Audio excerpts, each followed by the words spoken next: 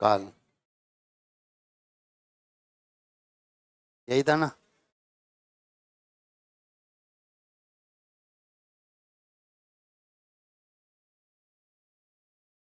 मुझे कम दिख रहा है, कम आए पेपर आज। फिर कौन से? कल तक तो नहीं थे।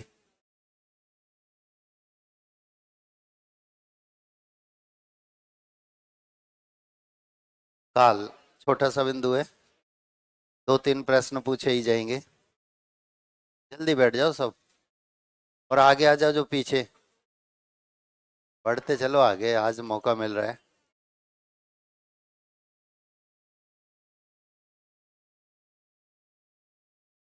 आगे के मतलब ऐसे थोड़ी एक ही सीट आगे गए, जहाँ जगह दिख रही है वहां तक बढ़ते चलो।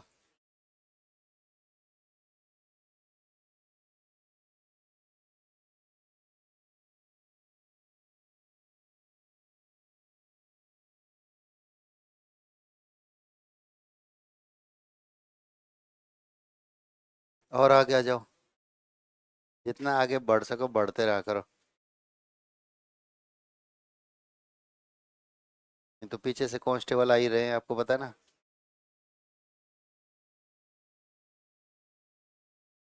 उनसे तो आगे ही रहना है ना।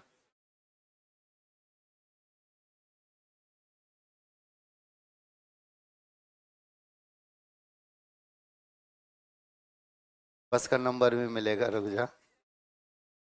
हाँ, हाँ।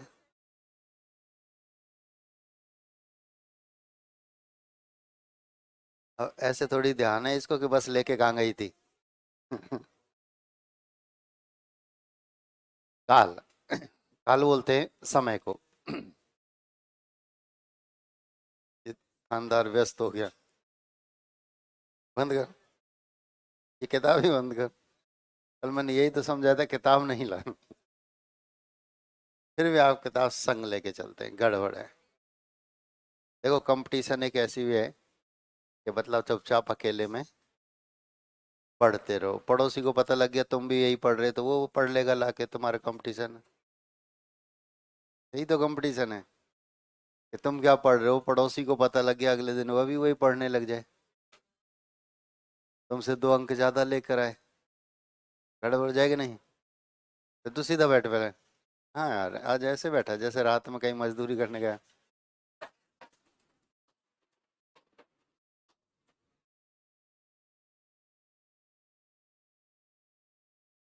क्रिया के होने के समय को काल कहते हैं। क्रिया के होने के समय को काल कहा जाता है। कितने वेद हैं?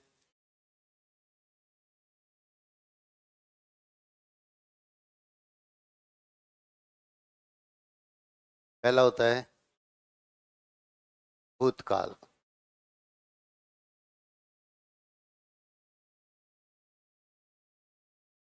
वर्तमान काल, और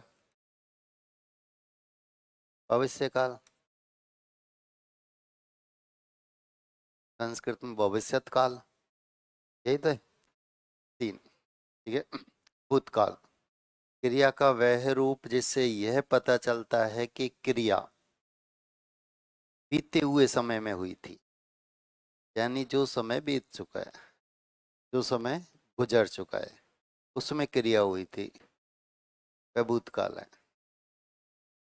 क्रिया का वह रूप जिससे यह पता चले कि क्रिया अब हो रही है, वर्तमान काल है। क्रिया का वह रूप जिससे यह पता चलता है कि क्रिया आने वाले समय में होगी, भविष्य का। ये तो है। राम ने खाना खाया, राम खाना खाता है, और राम खाना खाएगा।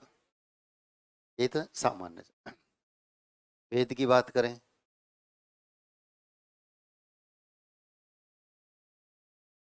सामान्य भूतकाल,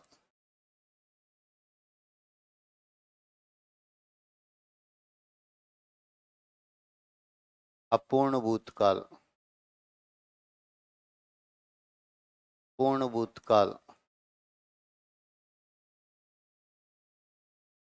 आसन्न भूतकाल,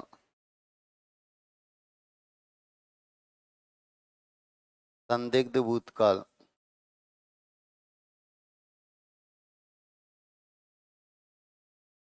हेतु हेतु मद भूतकाल, 6 भेद होते हैं। प्रश्न यहीं से आते हैं, अगर प्रश्न पूछे जाते हैं ज्यादातर यही घूम। सामान्य भूतकाल, क्रिया का वह रूप जिससे यह पता चले कि क्रिया भूतकाल में सामान्य रूप से हो रही थी, वह सामान्य भूतकाल। इसे आप पास्ट इंडेफिनेट के नाम से, पास्ट इंडेफिनेट होता था, साधारण सामान्य भूतकाल।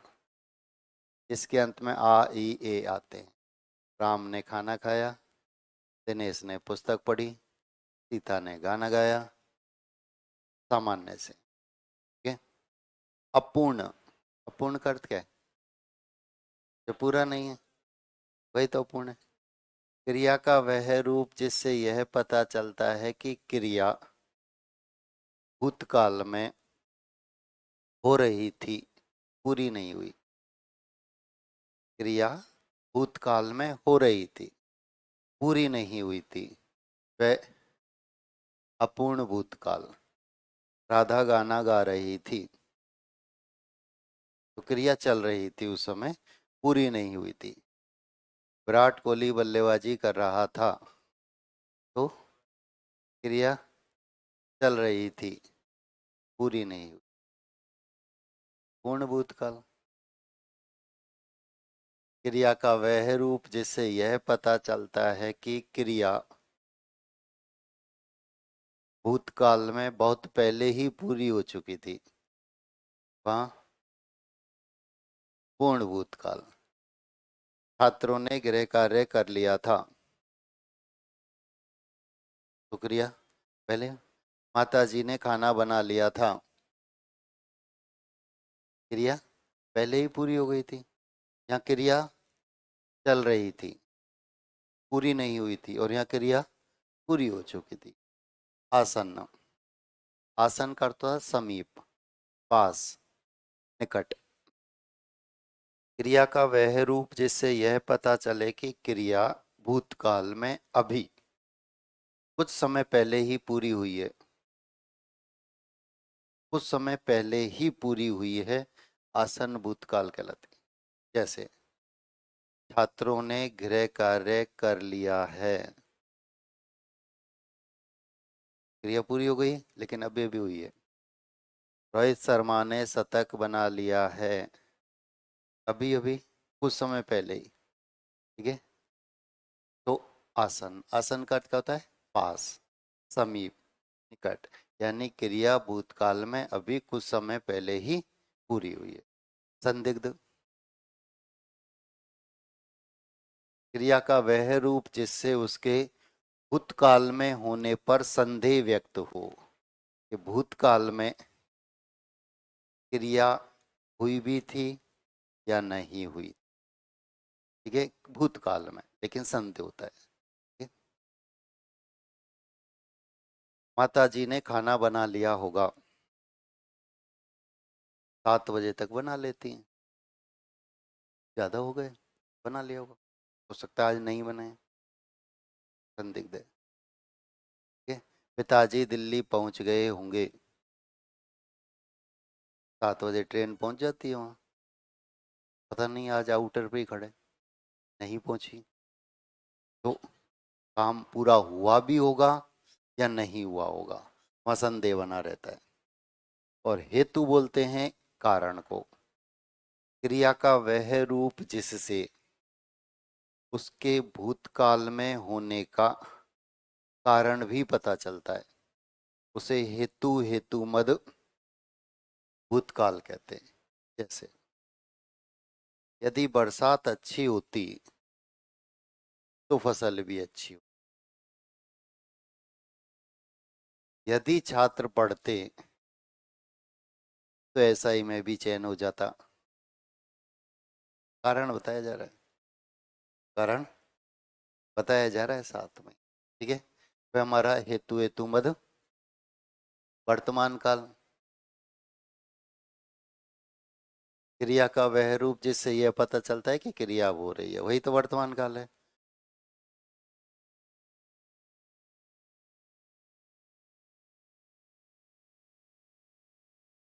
सामान्य वर्तमान काल,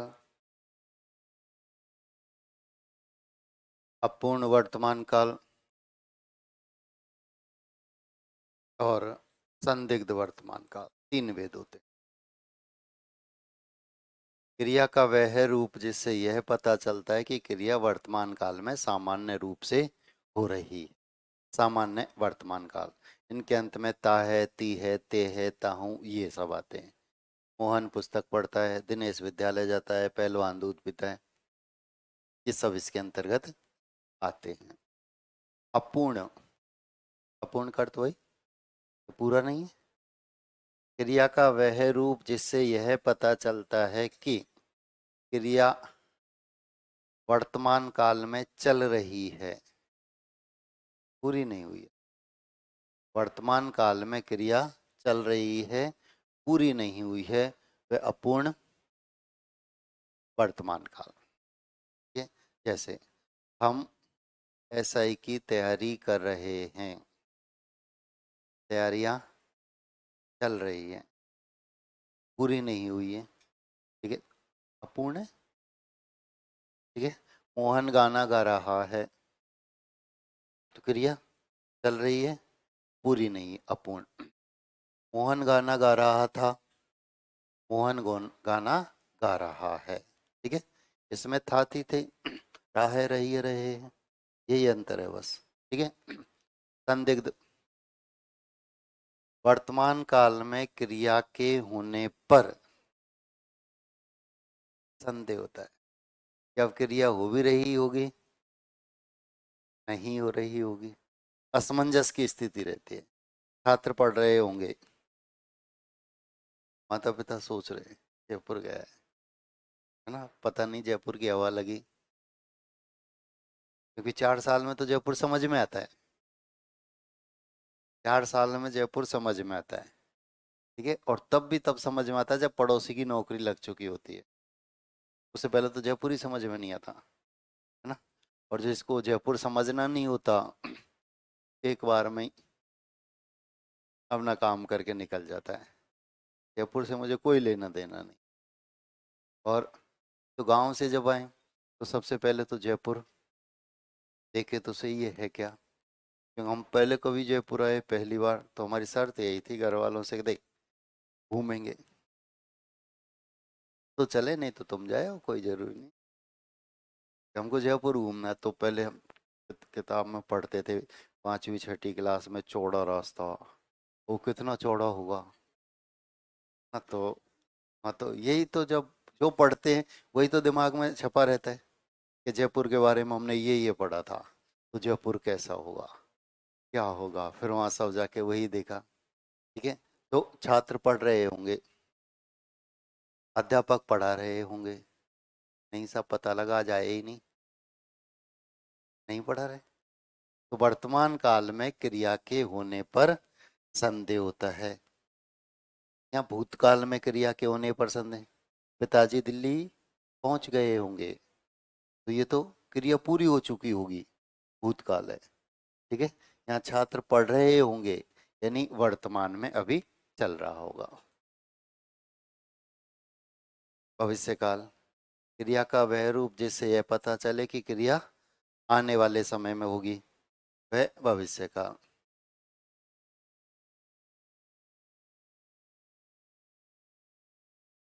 सामान्य भविष्य काल,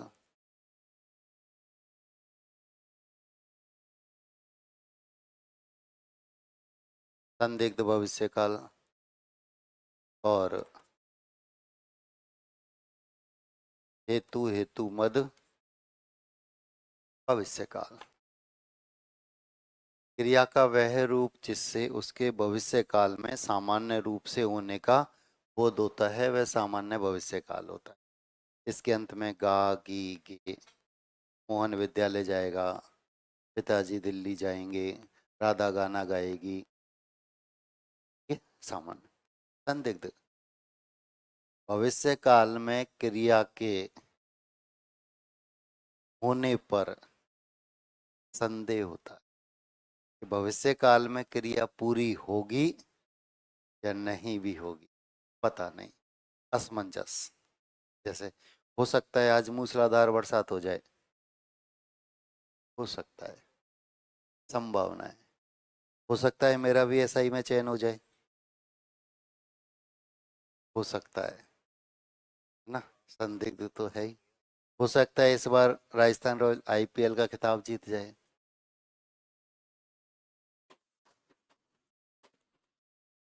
जिताएंगे, चिंता मत करो, जिता देंगे, ज्यादा दूर थोड़ी है ना। और रविवार तक हो जाएगा ना सब काम। और हेतु बोलते हैं वही कारण, आ जाओ, अरे आईपीएल खत्म, ये थानेदार व्यस्त हो जाता है, नमस्ते। नहीं यार, पता नहीं, ये हमारे स्लिप में फील्डर खड़ा था, यही फिसल जाता है। हेतु बोलते हैं वही कारण, हेतु कारण, क्रिया का वह रूप जिससे उसके भविष्य काल में होने का कारण भी व्यक्त किया जाता है, वह हेतु हेतु मद भविष्य काल कहलाता है। जैसे यदि छात्र पढ़ेंगे तो एसआई में भी चयन हो जाएगा। यदि छात्र पढ़ते तो एसआई में चयन हो जाता। यदि छात्र पढ़ेंगे तो एसआई में भी चयन हो जाएगा। यदि बरसात अच्छी होगी तो फसल अच्छी होगी। यदि बरसात अच्छी होती, फसल अच्छी होती। और बरसात अच्छी होगी तो फसल भी अच्छी। ठीक है, देखें का है, नाम ही जब दो बार है तो देख, ये इनके नाम है, देखो साहब, इनमें हम कुछ नहीं कर सकते कोई।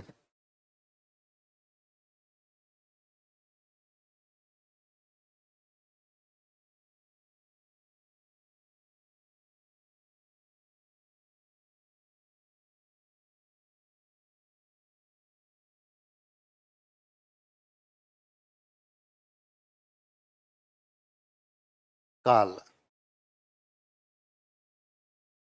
ये तो काल जैसा ही लग रहा है ना। देखेंगे काल,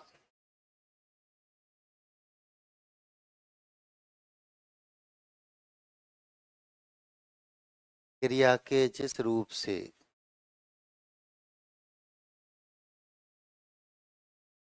काल क्रिया के जिस रूप से कार्य के संपन्न होने का बोध होता है,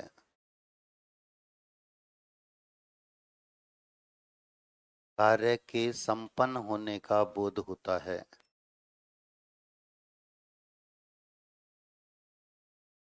उसे काल कहते हैं, उसे काल कहते हैं।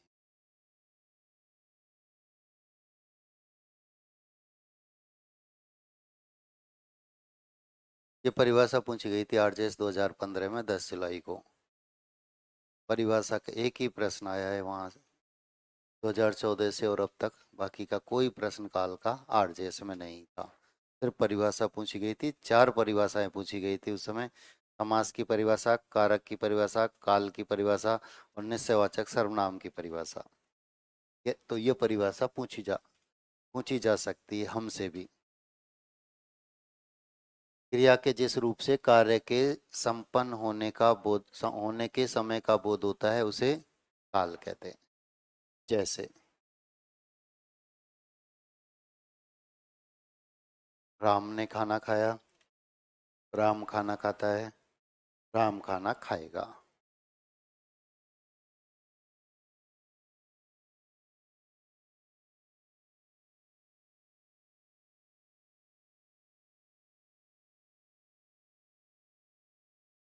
अब खाना हो गया, बता दिया यार तुम।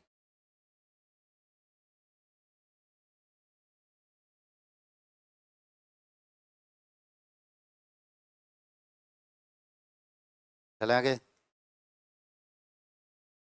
राम ने खाना खाया, राम खाना खाता है, राम खाना खाएगा।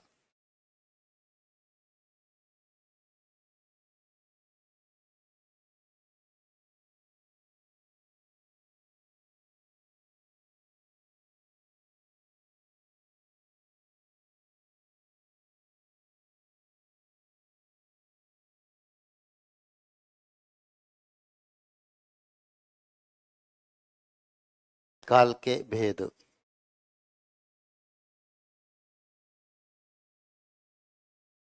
उतारेंगे।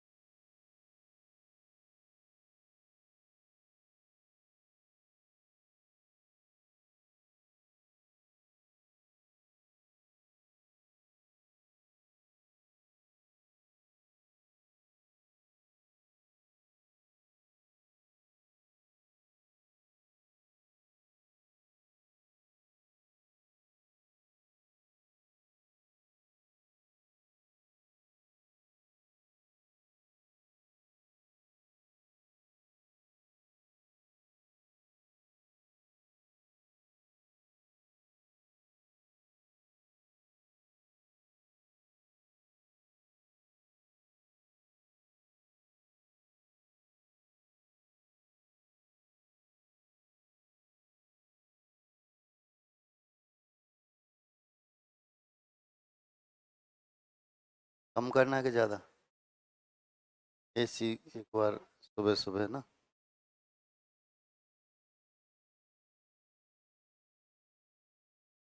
पड़ोसी तो जीने ही नहीं दे।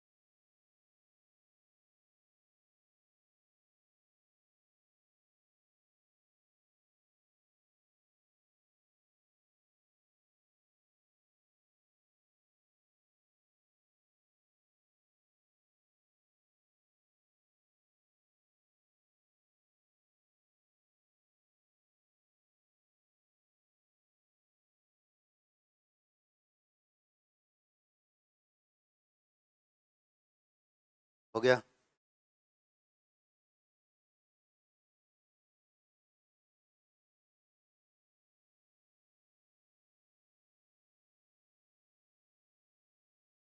भूतकाल।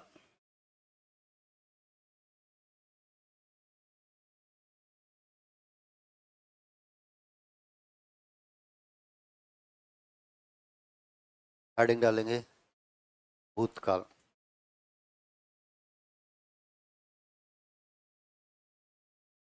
लिखेंगे क्रिया के जिस रूप से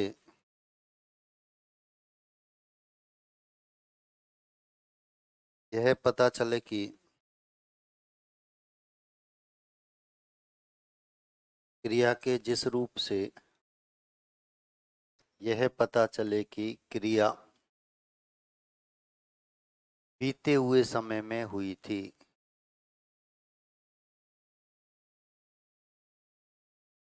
बीते हुए समय में हुई थी।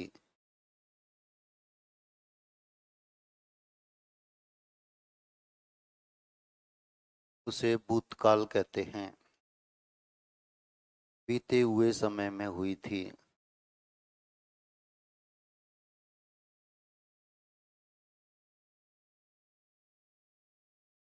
उसे भूतकाल कहते हैं। जैसे वह पत्र लिख रहा था, राम ने खाना खा लिया है।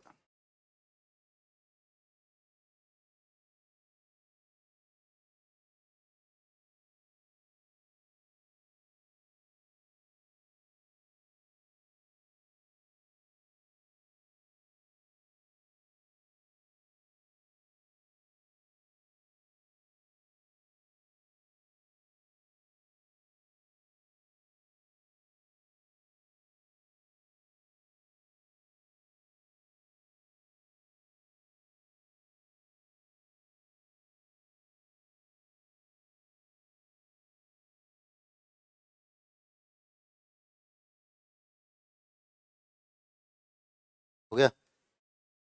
इसके 6 भेद होते हैं।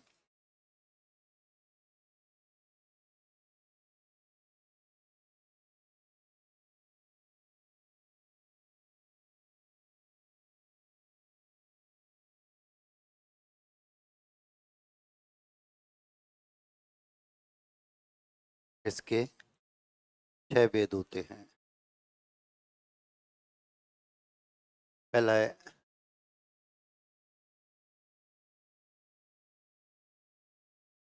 सामान्य भूतकाल।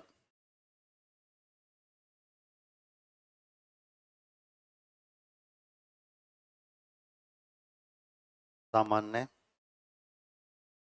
भूतकाल।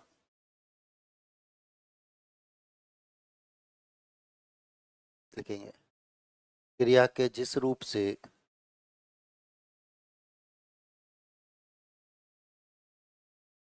क्रिया के जिस रूप से उसके भूतकाल में सामान्य रूप से होने का बोध होता है।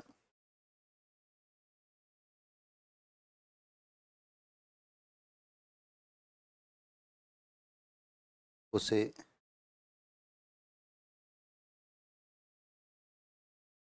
क्रिया लिखा है ना, ये क्रिया के जिस रूप से भूतकाल में उसके सामान्य रूप से होने का बोध होता है, से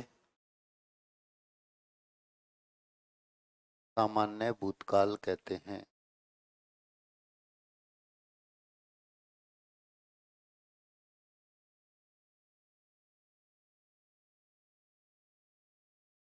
जैसे मोहन ने खाना खाया, सीता ने गाना सुनाया, पहलवान ने दूध पिया।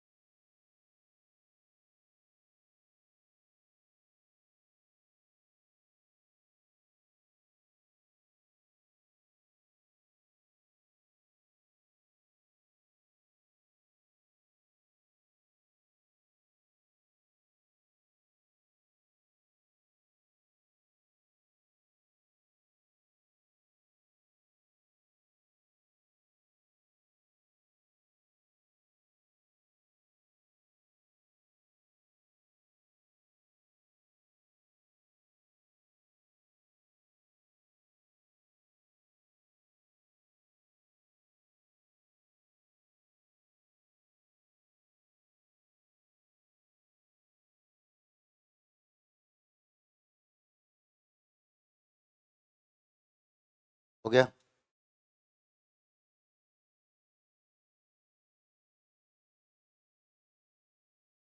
अपूर्ण भूतकाल।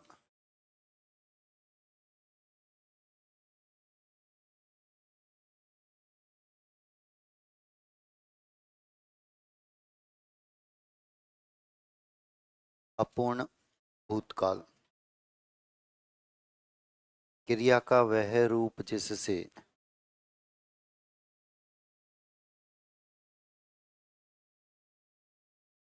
क्रिया का वह रूप जिससे यह पता चले कि क्रिया का वह रूप जिससे यह पता चले कि क्रिया भूतकाल में हो रही थी, पूरी नहीं हुई। क्रिया भूतकाल में हो रही थी, पूरी नहीं हुई। उसे अपूर्ण भूतकाल कहते हैं।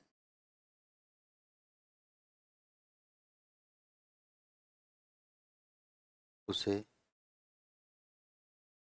अपूर्ण भूतकाल कहते हैं। जैसे वे नाटक देख रहे थे, अनीता कपड़े धो रही थी, कविता गाना गा रही थी।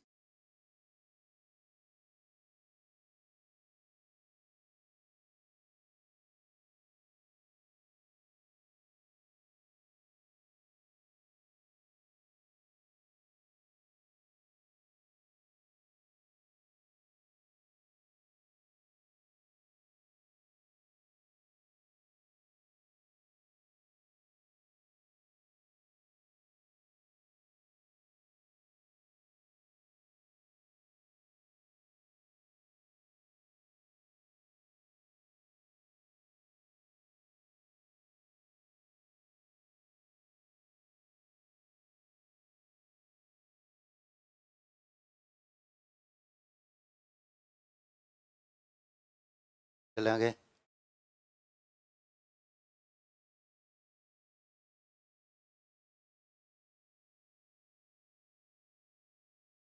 पूर्ण भूतकाल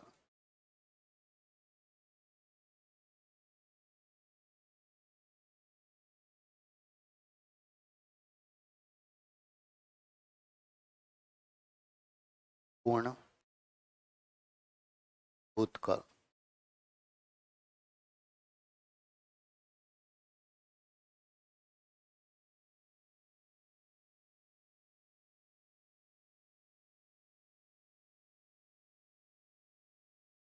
लिखेंगे। क्रिया का वह रूप जिससे यह पता चले कि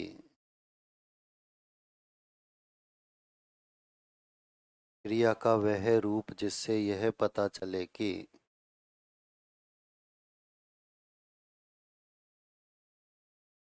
क्रिया भूतकाल में बहुत पहले ही पूरी हो गई थी।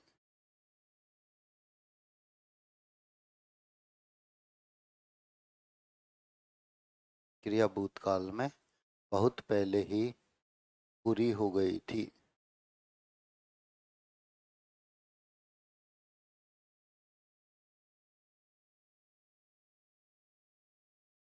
उसे पूर्ण भूतकाल कहते हैं।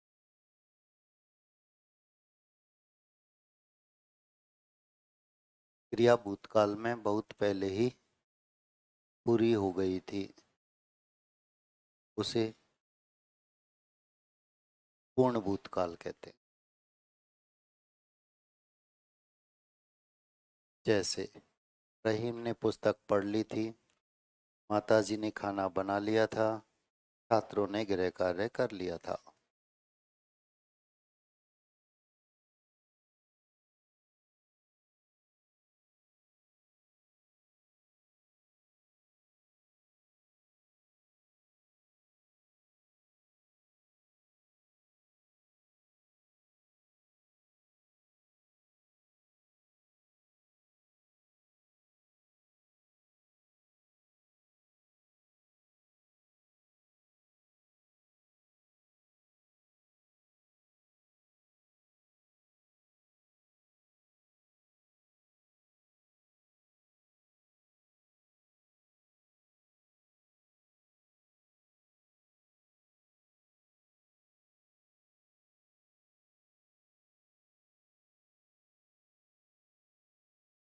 हो गया।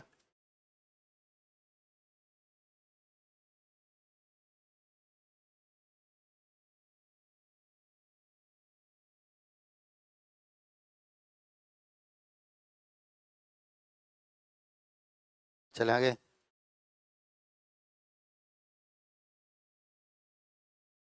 आसन्न भूतकाल।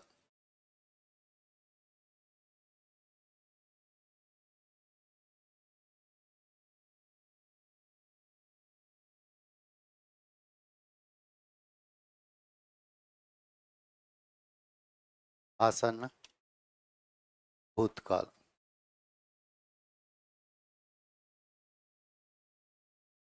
क्रिया का वह रूप जिससे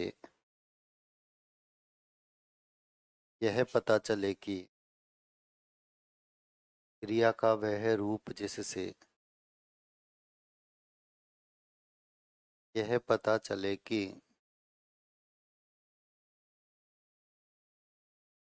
क्रिया अभी कुछ समय पहले ही पूरी हुई है। क्रिया अभी कुछ समय पहले ही पूरी हुई है, उसे आसन्न भूतकाल कहते हैं। क्रिया अभी कुछ समय पहले ही पूरी हुई है,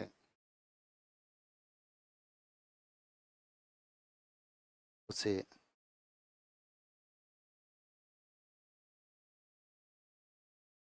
आसन्न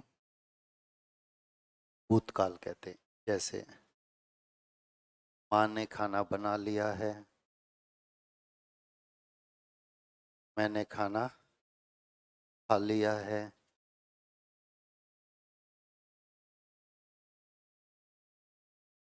मैंने जलेबी खा ली है।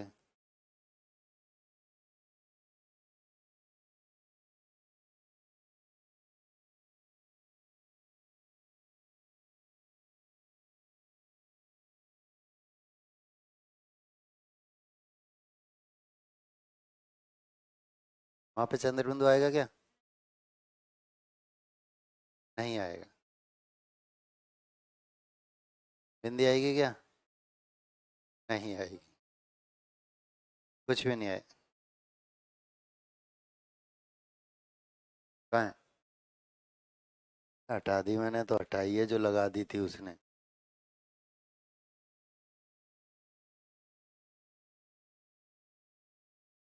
आती है क्या? है? आती है।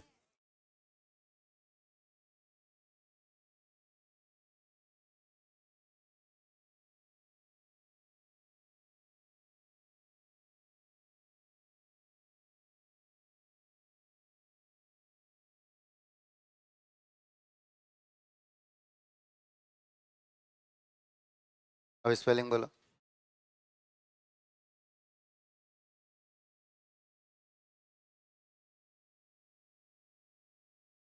ऐसे।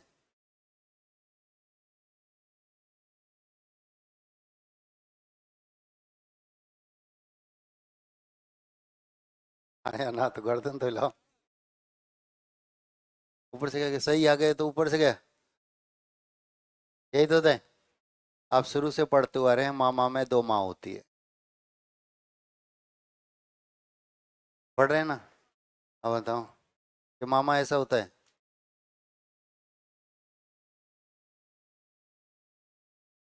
होता है क्या? नहीं होता तो ये सही है फिर। ठीक है। चलेंगे।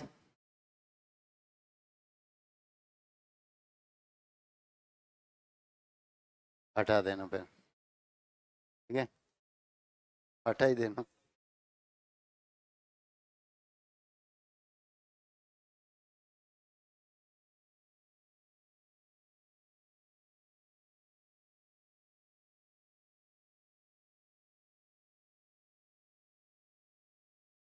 संदिग्ध भूतकाल। संदिग्ध भूतकाल।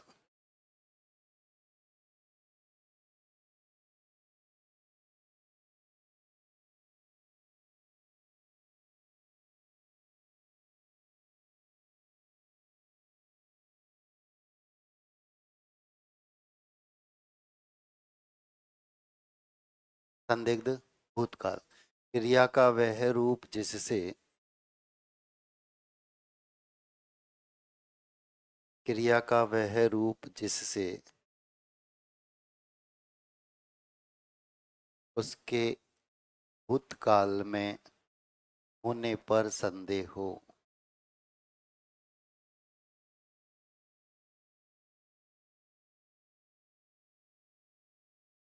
क्रिया का वह रूप जिससे उसके भूतकाल में होने पर संदेह हो उसे संदिग्ध भूतकाल कहते हैं।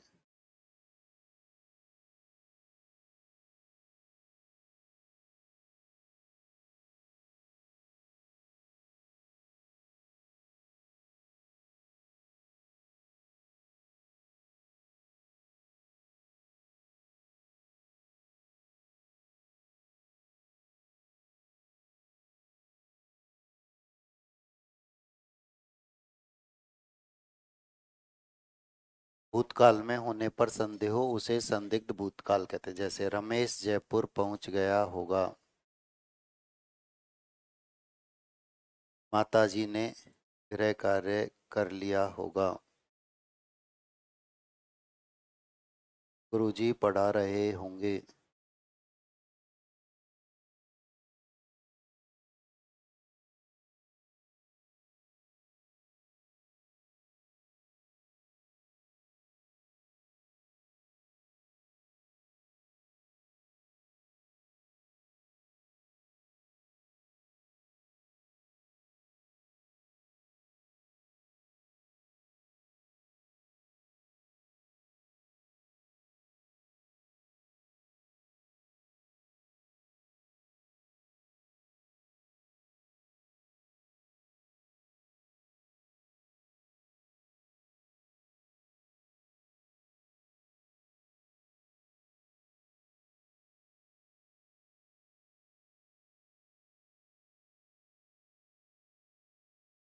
चले आगे।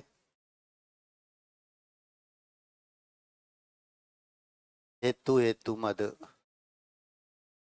भूतकाल।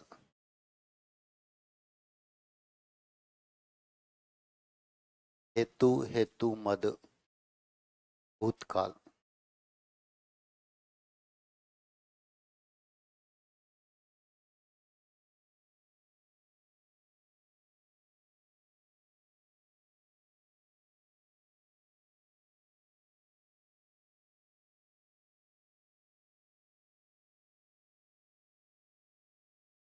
हेतु हेतु मद भूतकाल। क्रिया का वह रूप जिससे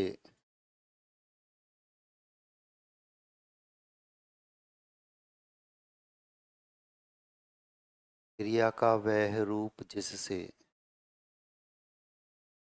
भूतकाल में उसके होने के कारण का बोध होता है। भूतकाल में उसके होने के कारण का बोध होता है उसे हेतु हेतु मद भूतकाल कहते हैं।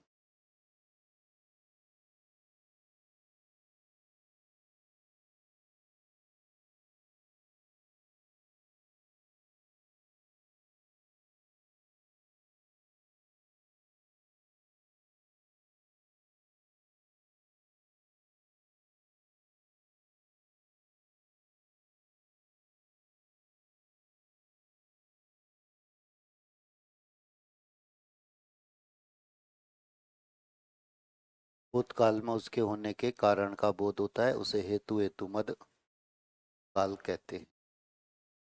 जैसे यदि बरसात अच्छी होती तो फसल भी अच्छी होती। यदि बरसात अच्छी होती तो फसल भी अच्छी होती। यदि छात्र पढ़ते तो चयन हो जाता। यदि उसके पास पैसे होते तो वह पुस्तक खरीद लेता।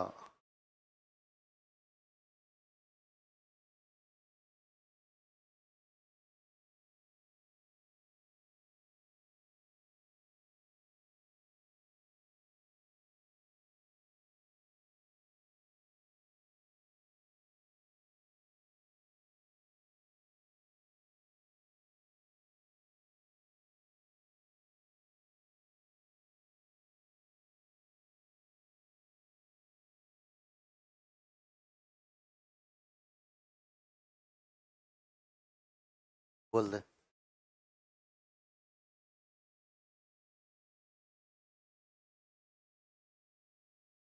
मेरे पास लिख देती हूँ।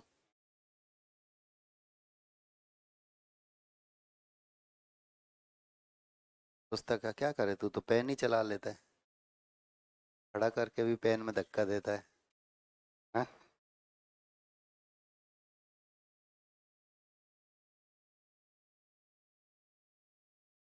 चल आगे।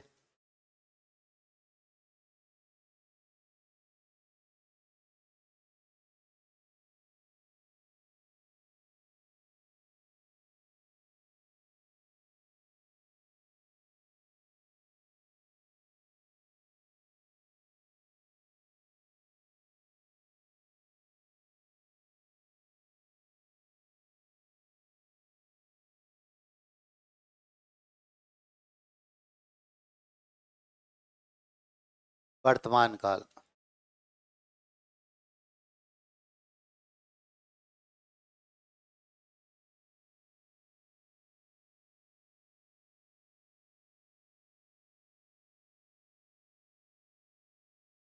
वर्तमान काल।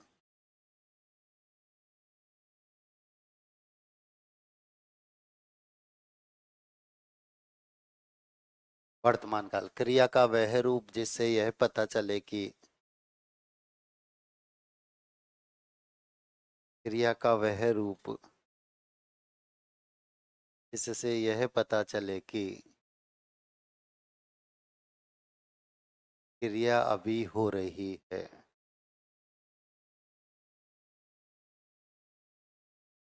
क्रिया अभी हो रही है, उसे वर्तमान काल कहते हैं।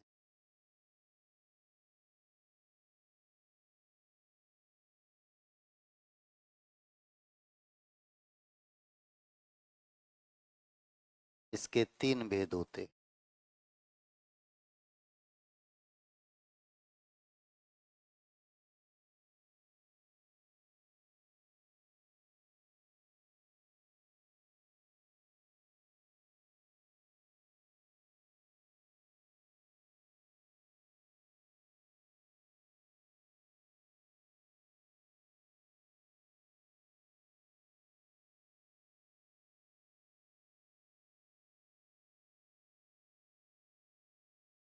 पहला है सामान्य वर्तमान काल। सामान्य वर्तमान काल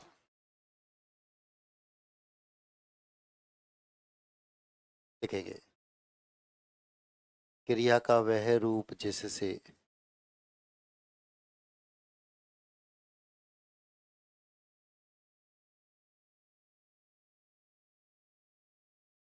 क्रिया का वह रूप जिससे उसके वर्तमान काल में, क्रिया का वह रूप जिससे उसके वर्तमान काल में सामान्य रूप से होने का बोध होता है।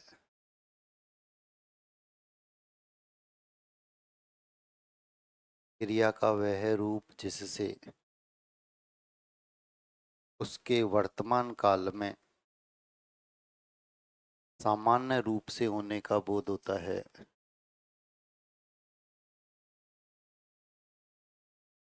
उसे सामान्य वर्तमान काल कहते। सामान्य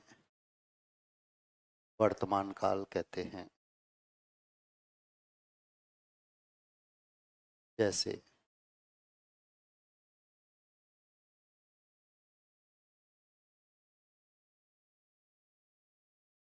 मैं घर जाता हूँ, राधा गाना गाती है, हम खेलते हैं।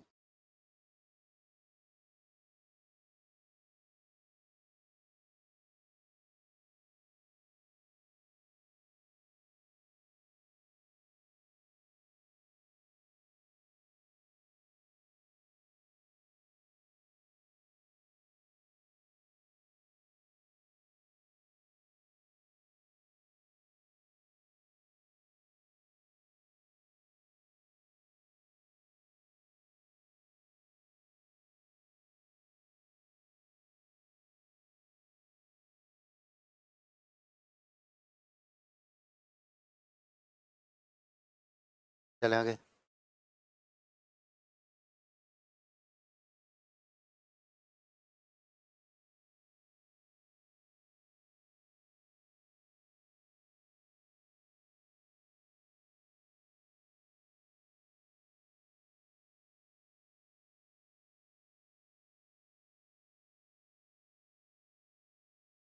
अपूर्ण वर्तमान काल।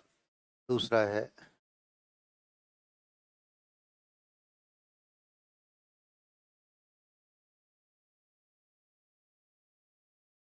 अपूर्ण वर्तमान काल।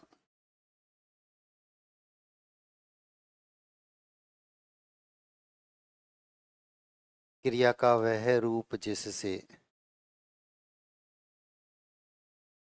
क्रिया का वह रूप जिससे यह पता चले कि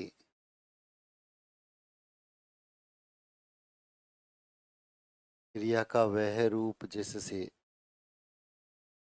यह पता चले कि क्रिया वर्तमान काल में चल रही है या वर्तमान काल में चल रही है, पूरी नहीं हुई है। क्रिया वर्तमान काल में चल रही है, पूरी नहीं हुई, उसे अपूर्ण वर्तमान काल कहते हैं।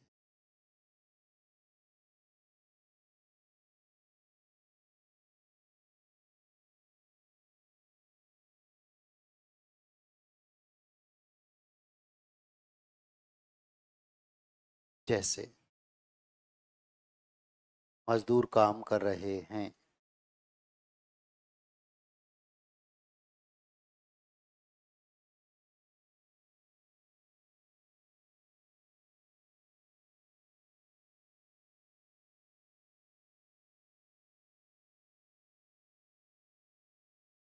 छात्र लॉकडाउन में भी पढ़ रहे हैं,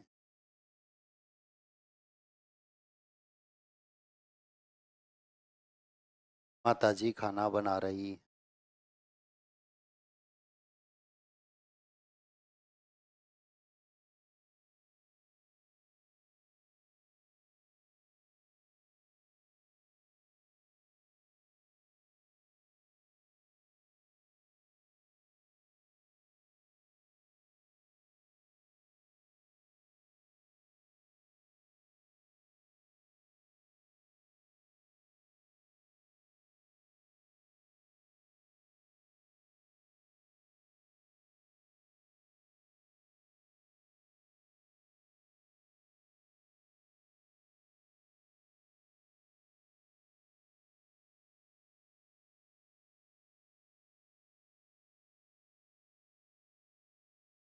चले आगे।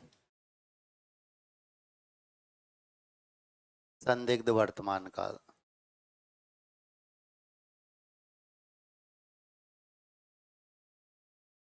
संदिग्ध क्या हुआ? लॉकडाउन में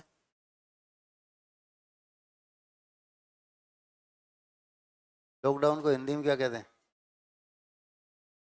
हाँ तो लॉकडाउन याद रखो।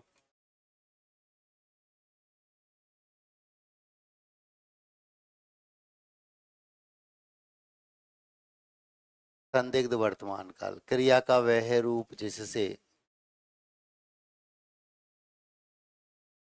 क्रिया का वह रूप जिससे उसके वर्तमान काल में होने पर संदेह हो।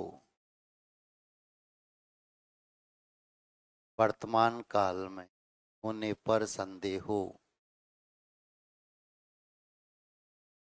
उसे संदिग्ध वर्तमान काल कहते हैं।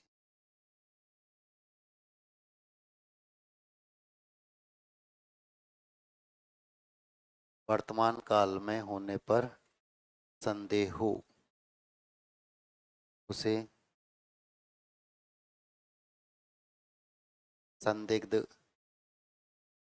वर्तमान काल कहते हैं।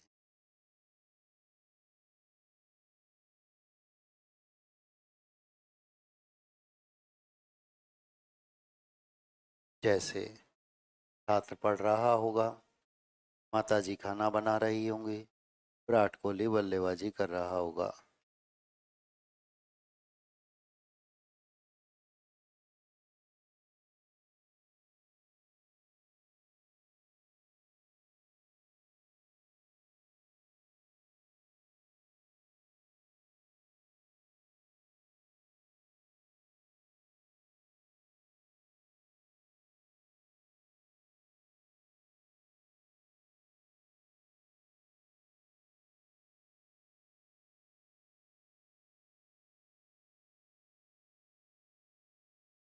मिला के कोई फर्क नहीं।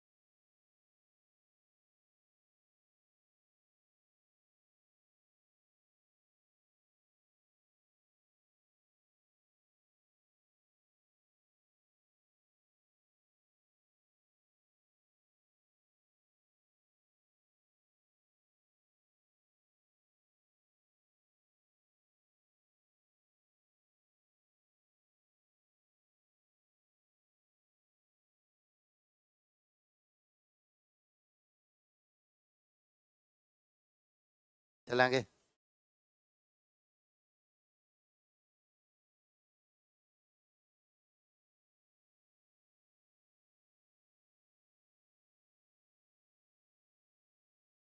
विराट कोहली रह गया पीछे।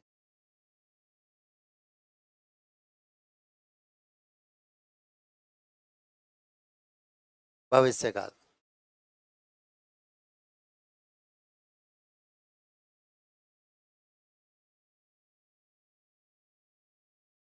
भविष्य काल।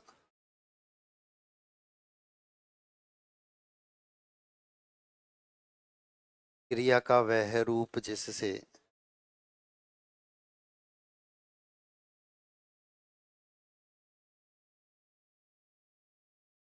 क्रिया का वह रूप जिससे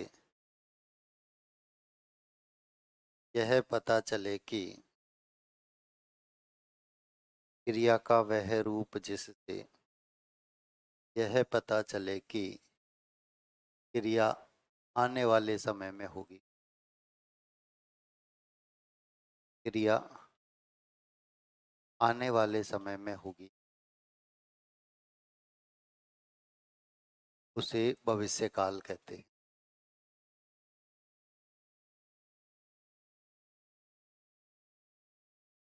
आने वाले समय में होगी, उसे भविष्य काल कहते हैं। इसके तीन भेद होते हैं।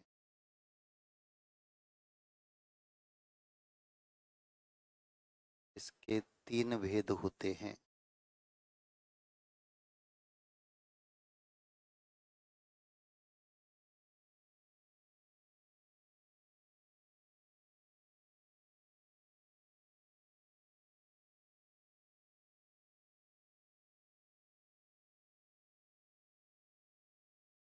पहला है सामान्य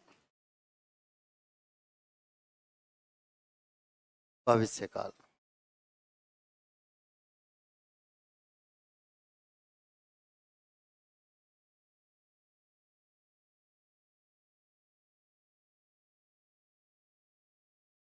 सामान्य भविष्य काल। क्रिया का वह रूप जिससे क्रिया का वह रूप जिससे उसके भविष्य काल में सामान्य रूप से होने का बोध होता है। उसके भविष्य काल में सामान्य रूप से होने का बोध होता है।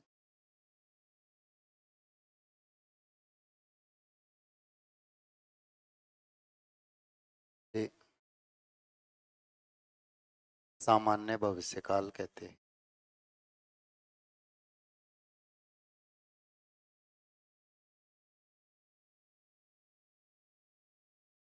सामान्य भविष्य काल कहते हैं।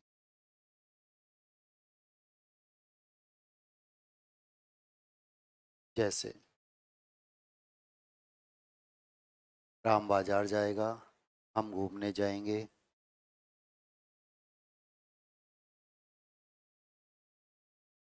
सीता गाना गाएगी।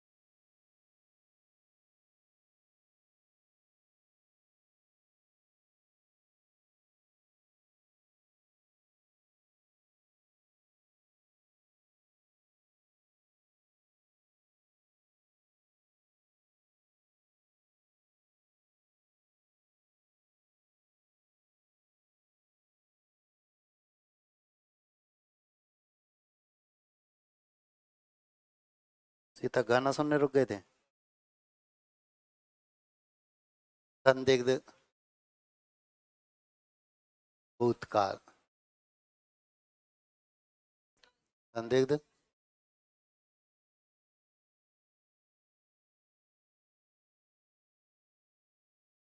भविष्यकाल। संदिग्ध भविष्यकाल।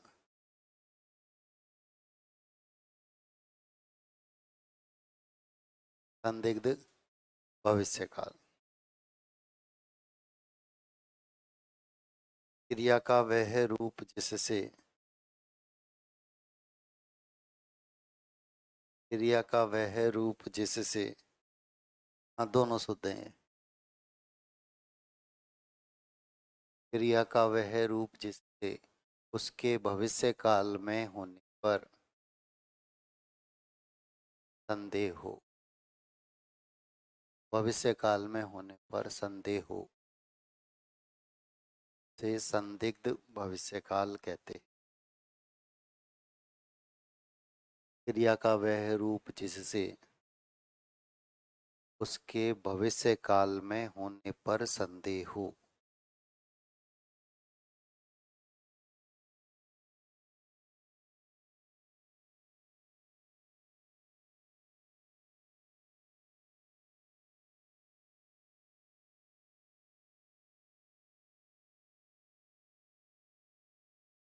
उसे संदिग्ध भविष्य काल कहते हैं। जैसे शायद आज मूसलाधार बरसात हो सकता है मेरा भी चयन हो जाए, शायद राजस्थान रॉयल आईपीएल।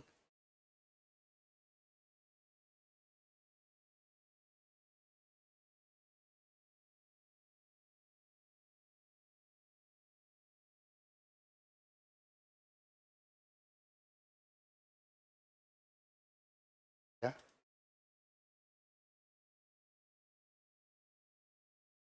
क्या आज भविष्य काल में नहीं आएगा क्या?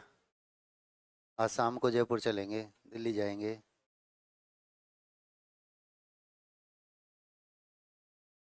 आज तो तीनों कालों में होता है।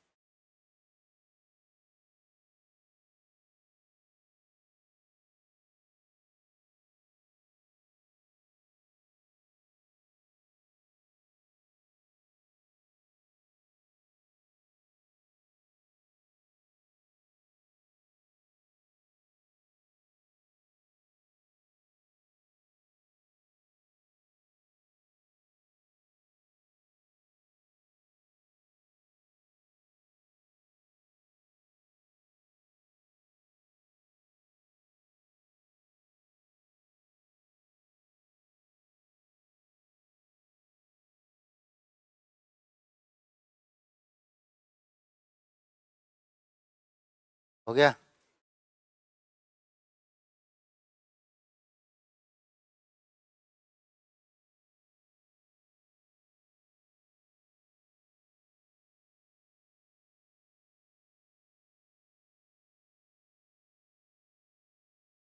हेतु हेतु मत भविष्य काल।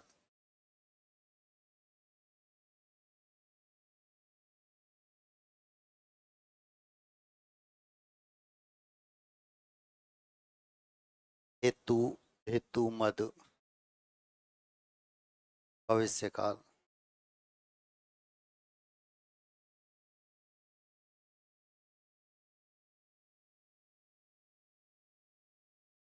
हेतु, हेतु मद, भविष्य काल।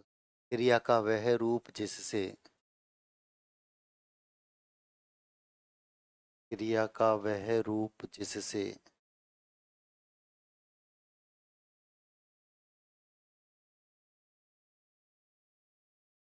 उसके भविष्य काल में होने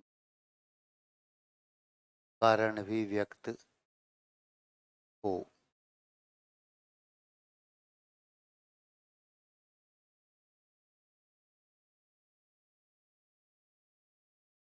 कारण भी व्यक्त हो, उसे हेतु, हेतु मद,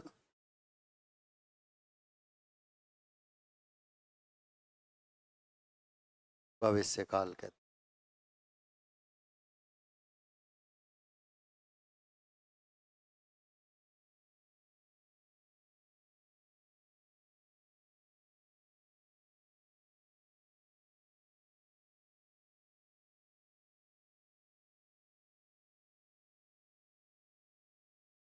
जैसे यदि छात्र पढ़ेंगे तो चयन हो जाएगा।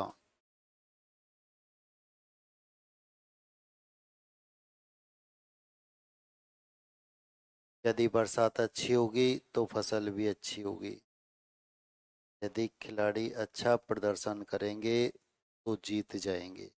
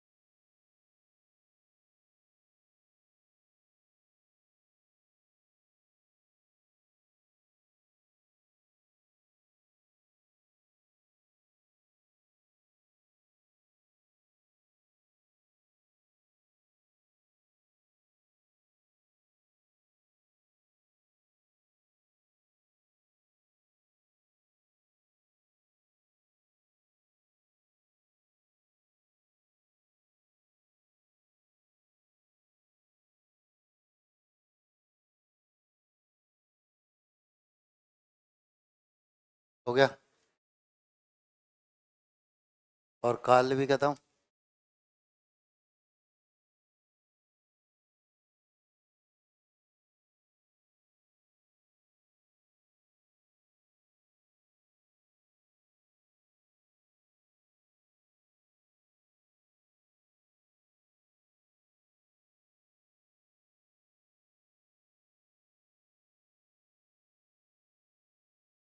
ये सब हो गए क्या?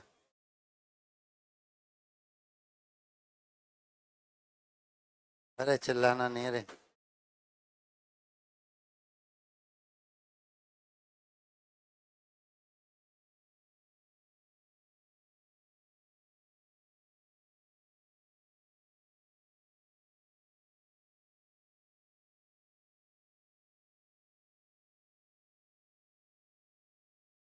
प्रवृत्ति से पहले पक्ष भी तो है।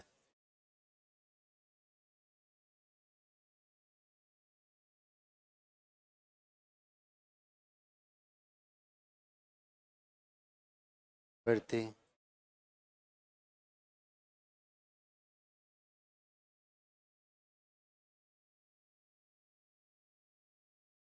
संक्षेपण, शब्द शुद्धि, सर्वनाम, संज्ञा, संधि, समास, समास, शब्द शुद्धि, शब्द गुण, मुहावरे, लोकोक्ति, कारक, काल। क्या रुक तो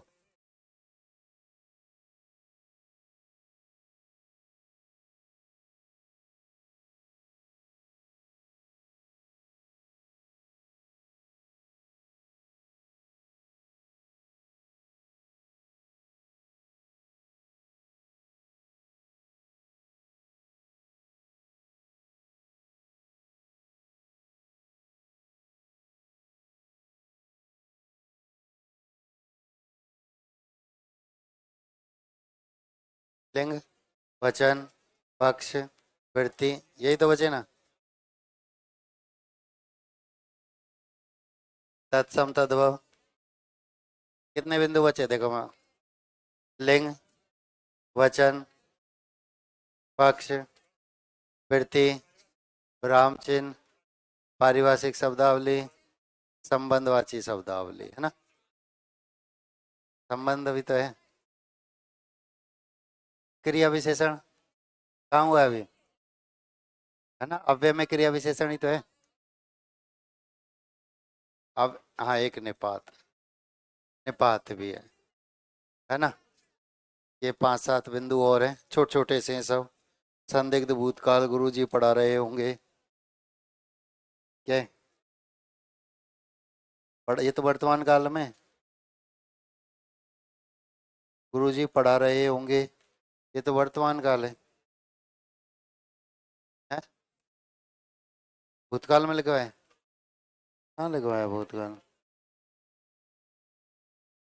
संदिग्ध,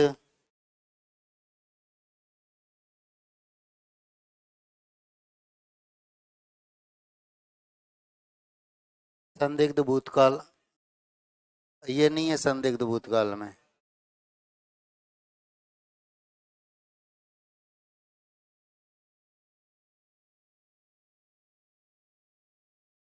गुरुजी पढ़ा रहे होंगे, ये वर्तमान काल का है। ठीक है, जो आपने एक उदाहरण लिखा है भूतकाल में संदिग्ध में, वो हटा देना।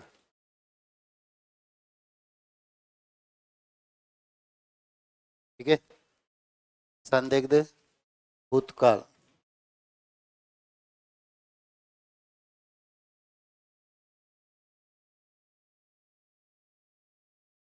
विराम चिन्ह।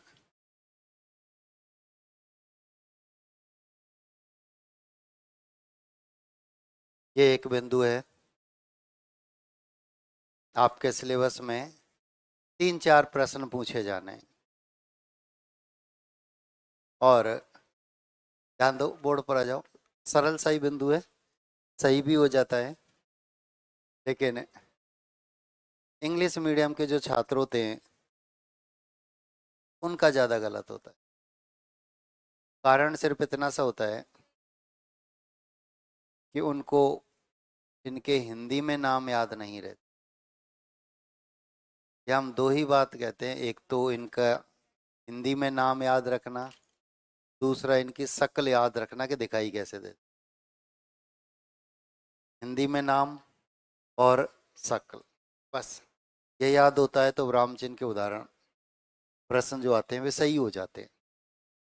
गड़बड़ी का कारण सिर्फ इतना हो सकता है। एक प्रश्न पूछा गया था कि किस वाक्य में उद्धरण चिन्ह का प्रयोग हुआ है। अब पहले तो ये पता हो कि उद्धरण चिन्ह और दिखाई कैसा देता है। ठीक है, महिला पर्यवेक्षक का पेपर हुआ 2015 में 29 नवंबर को। वहाँ ये उदाहरण था, इस वाक्य में उद्धरण चिन्ह का प्रयोग हुआ है। अब उद्धरण चिन्ह क्या है? Inverted coma.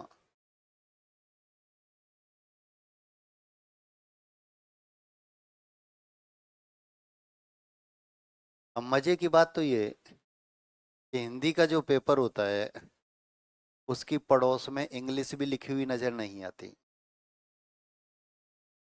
और सब्जेक्ट जो है उसमें तो आपको इंग्लिश भी लिखी हुई नजर आएगी, लेकिन हिंदी के पेपर में नहीं आएगी।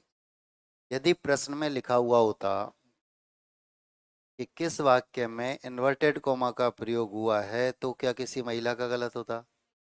सबके सब सही होते। प्रश्न था किस वाक्य में उद्धरण चिन्ह का प्रयोग हुआ है? प्रिय गुम। और मैंने आपको बताया महिला पर्यवेक्षक एकमात्र ऐसा विज्ञापन आता है जिसमें पुरुषों के लिए 25% रिजर्वेशन होता है। आप फॉर्म भर सकते हैं, ठीक है, और गलती से सिलेक्शन हो गया तो किस पद पर कार्यरत हैं? तो महिला सुपरवाइजर हूँ।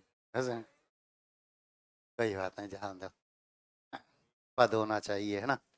हमने तो महिला को भी पति बना देते हैं, नहीं बनाते क्या? तो राष्ट्रपति, क्या फर्क पड़ता है? विराम चिन्ह दिवस में विराम का अर्थ क्या है? ठहरना, रुकना। भाषा में जब हम अपने भाव या विचारों को सही तरह से व्यक्त करते हैं तो बीच बीच में रुकते हैं, जिसे विराम कहते हैं।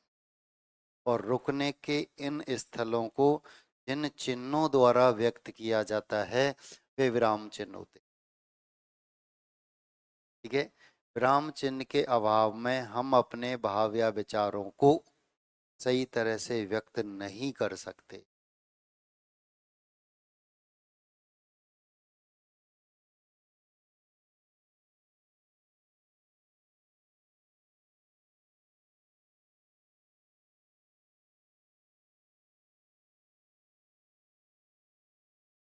4 शब्दों के एक वाक्य मैंने बोर्ड पर लिखा है। अब सब अपनी अपनी प्रकृति के अनुसार, अपने अपने स्वभाव के अनुसार इसका अर्थ निकाल रहे हैं, इसका भाव समझ रहे हैं। मैंने क्या कहा है ये स्पष्ट नहीं, मैंने क्या कहा है ये स्पष्ट नहीं, लेकिन सब ने अपनी अपनी सुविधा अनुसार, अपने अपने स्वभाव के अनुसार इसका अर्थ तो निकाल लिया। ऐसा तो है नहीं कि अर्थ निकाला ही नहीं, निकाला।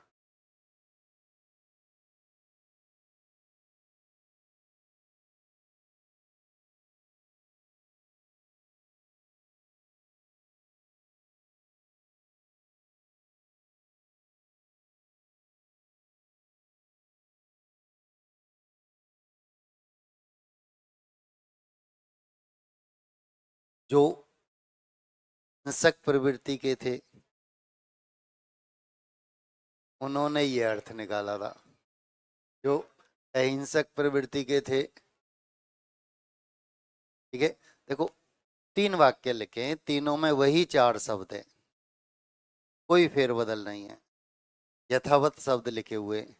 लेकिन पहला जो वाक्य लिखा है उसमें कहने वाले के भाव स्पष्ट नहीं, वे क्या कहना चाह रहा है अर्थ स्पष्ट नहीं। लेकिन दूसरा और तीसरा जो वाक्य लिखा है में पूर्णतः स्पष्ट हो चुका है क्या कहा जा रहा है। यही तो है, पूरी तरह व्यक्त हो चुका है कि क्या कहा जा रहा है। तो मारो मत जाने दो, तो पहला वाक्य ये कहता है मारो, जाने मत दो। दूसरा आपसे कहता है मारो मत, जाने दो। सिर्फ एक अल्प विराम, सिर्फ एक अल्प विराम, और पूरा भाव स्पष्ट। क्या कहना चाह रहे हैं ये पूर्णतः स्पष्ट हो चुका है, सिर्फ एक अल्प विराम की वजह। अब प्रश्न पूछा जाता है किस वाक्य में अल्प विराम का प्रयोग हुआ है। अब इंग्लिश मीडियम के जो छात्र होते हैं वे अल्प विराम जानते नहीं, वो कॉमा जानते हैं। तो अपने यहाँ जो आरएस की तैयारी कर रहे हैं, वो आप में भी इंग्लिश मीडियम होंगे, कितने खूब है, 10 20 40 है ना। आरएस की जो तैयारी कर रहे हैं उनमें खूब इंग्लिश मीडियम होते, ठीक है। और आरजेएस की जो तैयारी कर रहे होते हैं उनमें होते वो ज़्यादातर इंग्लिश मीडियम के होते। जब मैं उनको पल्लवन लिखाता हूँ, निबंध की चर्चा करता हूँ, तब मैं बीच में बोलता हूँ अल्प विराम,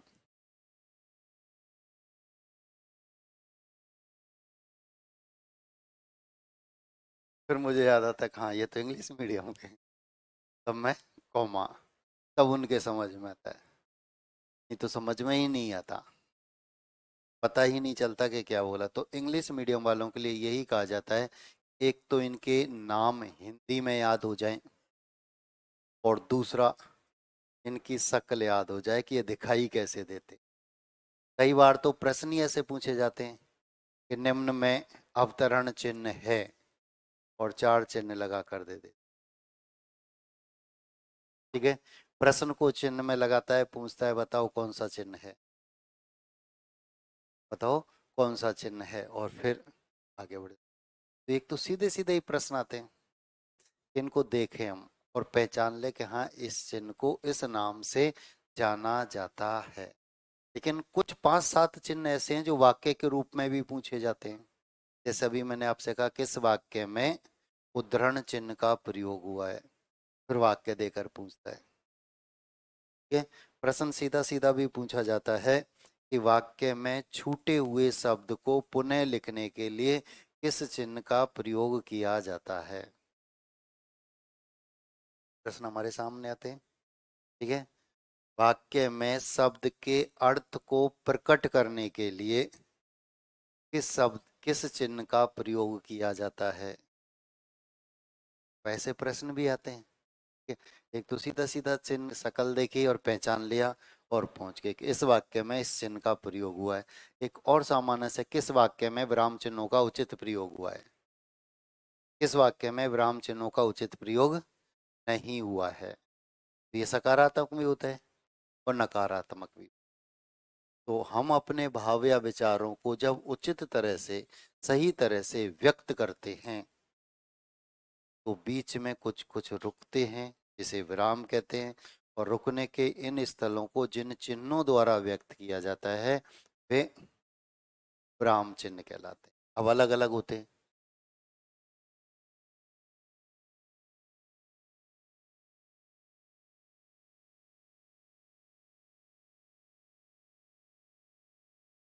अल्प विराम चिन्ह,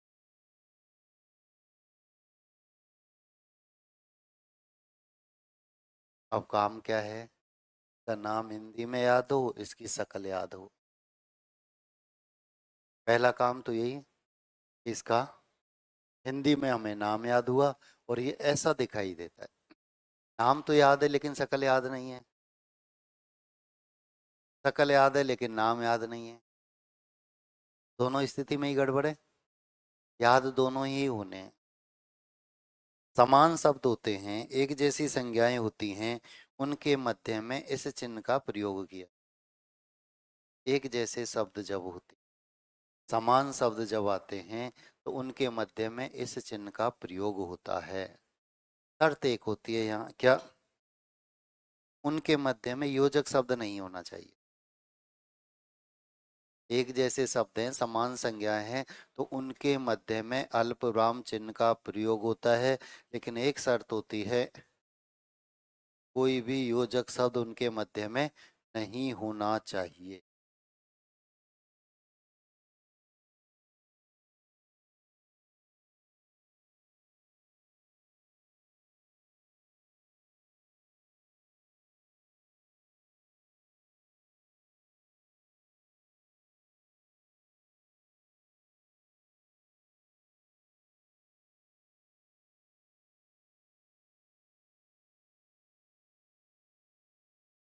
राम लक्ष्मण भरत और शत्रुघ्न 4 भाई। अब देखो, राम लक्ष्मण भरत शत्रुघ्न, ये समान शब्द हैं, समान संज्ञा है। इनके मध्य में अल्प विराम चिन्ह का प्रयोग होता है। ठीक है, अब शर्त क्या है, योजक शब्द नहीं आना। यदि इनके मध्य में योजक शब्द आ गया तो फिर इस चिन्ह का प्रयोग नहीं होगा। अब देखो, इनके मध्य में कोई योजक शब्द नहीं है तो यहाँ आपने अल्प विराम लगा दिया। लेकिन इन दोनों के मध्य में योजक शब्द आ गया, इन दोनों के मध्य में योजक शब्द आ गया, इसलिए इनके मध्य में अल्पविराम चिन्ह नहीं है, अल्पविराम चिन्ह नहीं है। है। देखो योजक शब्द, विराम चिन्ह, ये एक दूसरे के विपरीत होते, दोनों का प्रयोग एक साथ कभी भी नहीं होता है। योजक का अर्थ होता है यहाँ जोड़ना, और विराम चिन्ह का अर्थ होता है अलग कर। ये दोनों साथ साथ कभी भी नहीं होते। ठीक है, कभी कभी हम क्या करते हैं, इन्वर्टेड कॉमा भी लगा देते हैं और की भी लिख जाते हैं। कबीरदास जी ने कहा है कि, और फिर उसका दोहा लिख गए। की जो है वह इन्वर्टेड कोमा को हटाने के काम, उद्धरण चिन्ह को, अवतरण चिन्ह को हटाने के काम आता है। तो विराम चिन्ह, योजक शब्द, दोनों का प्रयोग एक साथ कभी भी नहीं होता है, याद रखना। तो एक जैसे शब्दों के मध्य इस चिन्ह का प्रयोग होता है। एक प्रश्न पूछा गया था कि पत्र के संबोधन में किस चिन्ह का प्रयोग होता है। पत्र के संबोधन में किस चिन्ह का प्रयोग होता है।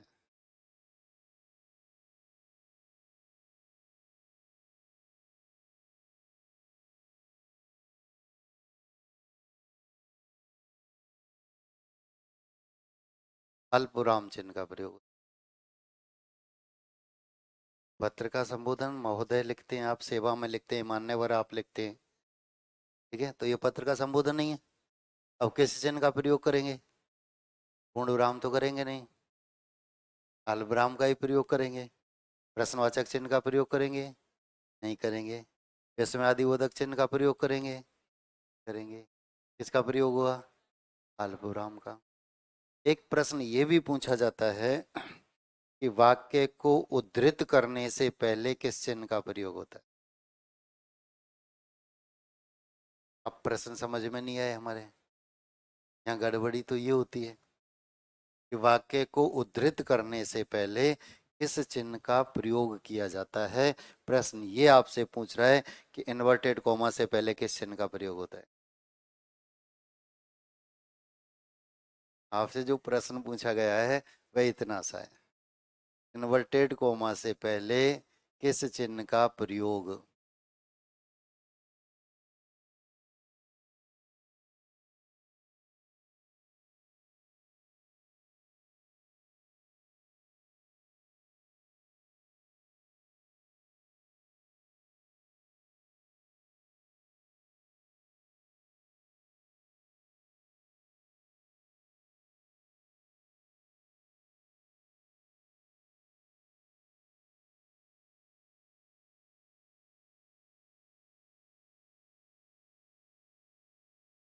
तुम मुझे खून दो, मैं तुम्हें आजादी दूंगा।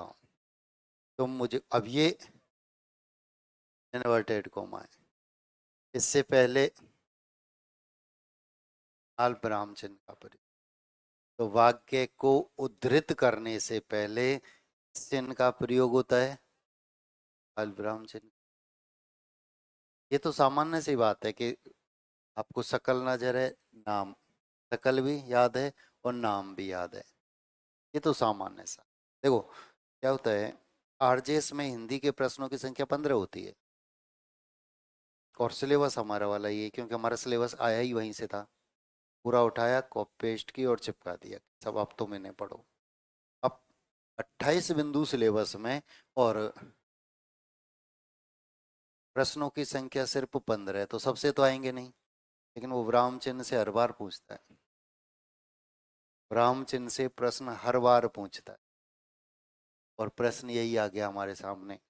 उनके लिए क्या होता है, इनकी तो नाम याद रखो, शकल याद रखो तो भी काम चल जाए। वहाँ ज़्यादातर प्रश्न ऐसे पूछ लिए जाते हैं। ठीक है, क्योंकि वहाँ अधिकांशतः छात्र जो होते हैं वे इंग्लिश मीडियम के होते हैं। मीडियम के छात्र ज़्यादा आजकल, धीरे धीरे धीरे धीरे अब और 10 साल बाद हम चाहेंगे तो वहाँ हिंदी मीडियम के छात्रों की संख्या और भी कम हो जाएगी। वहाँ पटवारी और पीएसआई में भी अधिकांशतः छात्र इंग्लिश मीडियम के ही हो जाएंगे, क्या आप जान रहे हैं। हम अपने बच्चों को सरकारी विद्यालय में पढ़ाएं, मास्टर खुद नहीं पढ़ाए हैं? मास्टर खुद के बच्चों को खुद के विद्यालय में पढ़ाता है क्या, क्यों नहीं पढ़ाता। क्यों नहीं पढ़ाता? हाँ? अब मैं प्राइवेट पढ़ा रहा हूँ तो बच्चे को भी प्राइवेट पढ़ा रहा हूँ, है है ना? क्यों? क्योंकि वह किसी और के बारे में तो नहीं, खुद के बारे में तो जानते हैं कि हम अपने कार्य के प्रति कितने सजग हैं।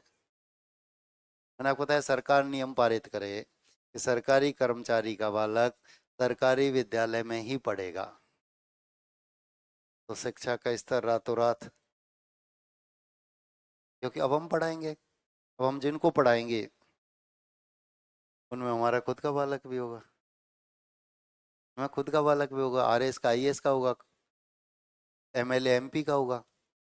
यदि काम के प्रति कोताही बरते तो उठाकर ऐसी जगह और पटक दें जहाँ राशन कार्ड से पानी मिले, फिर मेहनत कराएंगे पढ़ेंगे तो उस दिन सब कुछ ठीक ठाक होने जाएगा क्या?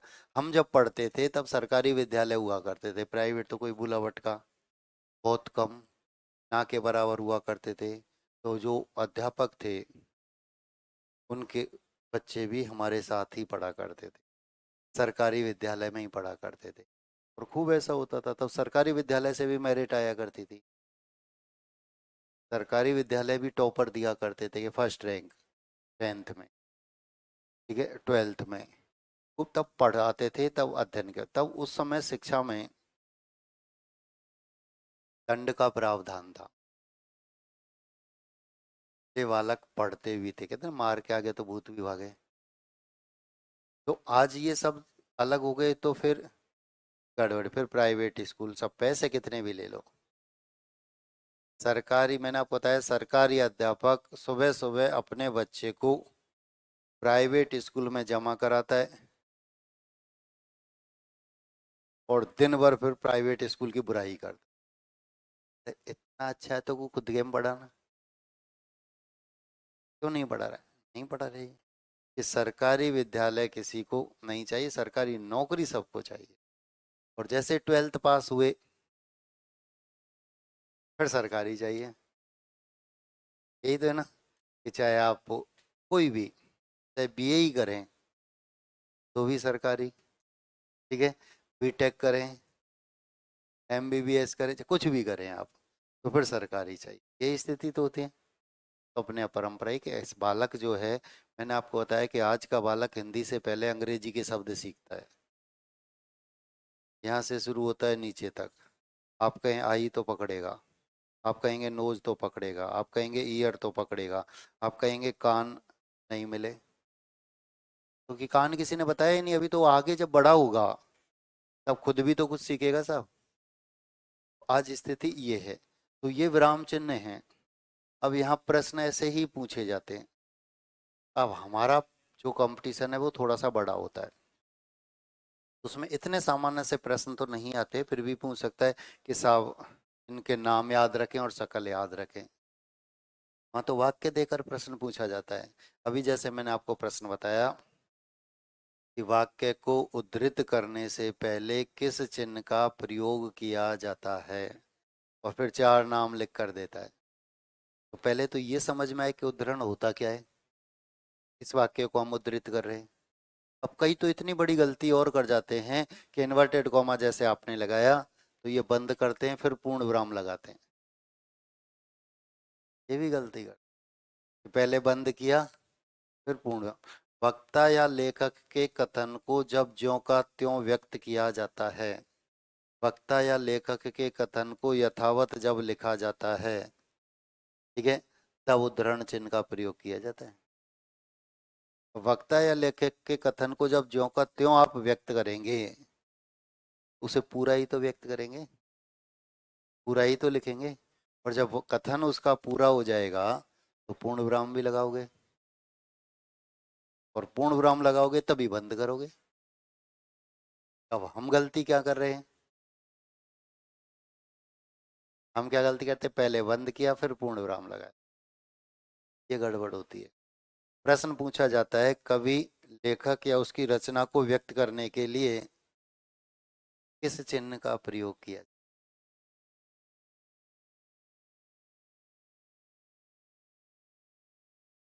प्रश्न आता है, ठीक है? एक हरे उद्धरण चिन्ह का, एक हरे,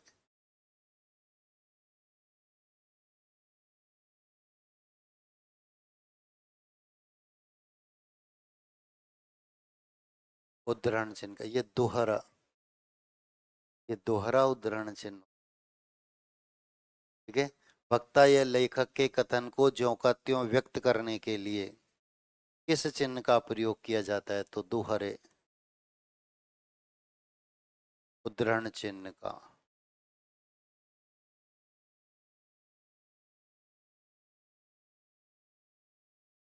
वाक्य के में शब्द के अर्थ को व्यक्त करने के लिए किस चिन्ह का प्रयोग किया जाता है?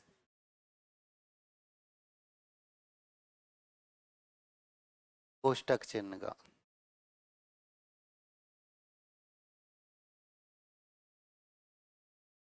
तो उसका अर्थ कोष्टक में लिख गए।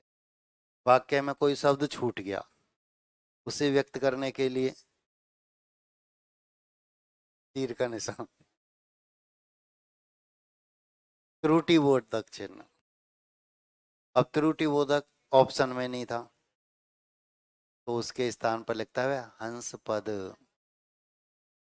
हंस पद चिन्ह। क्या आते हैं प्रश्न, ऐसे प्रश्न पूछे जाते हैं। इनमें शब्द का संक्षिप्त रूप लिखने के लिए किस चिन्ह का प्रयोग किया जाता है? लाघव चिन्ह। आप लिखते हो है ना, राजस्थान, राज्य, पथ, परिवहन निगम। शब्द का संक्षिप्त रूप व्यक्त करने के लिए लाघव चिन्ह का प्रयोग किया जाता है।